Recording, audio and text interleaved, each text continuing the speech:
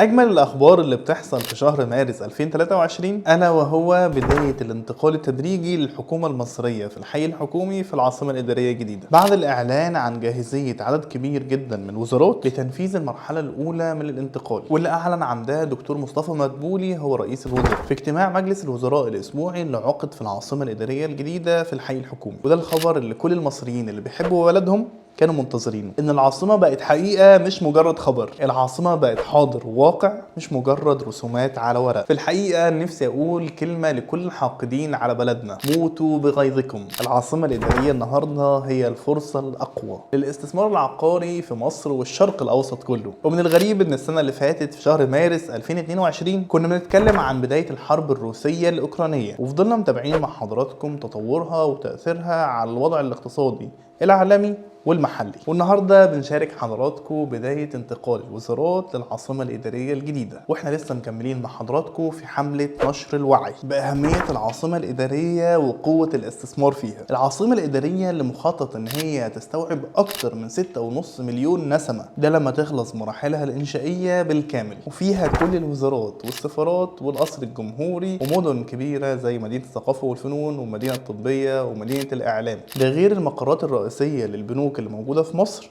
وأهم مؤسسات الدولة موجودة فيها. كل ده بأقوى بنية تحتية موجودة في الشرق الأوسط. ولو حضرتك مستثمر ومهتم أنت توصل لأعلى عائد في الاستثمار العقاري، تواصل معايا دلوقتي على الرقم موجود قدامك على الشاشة بالاتصال أو على الواتساب، وهيكون معاك مستشار عقاري محترف هيعرف يوصلك للاستثمار الأنسب ليك. كل ده بخدمة مجانية بنسبة 100% وبدراسة جدوى بالأرقام بخبرة على أرض الواقع. دمتم مستثمرين ناجحين ودمتم فخورين بمصر أم الدنيا. شكرا لكم.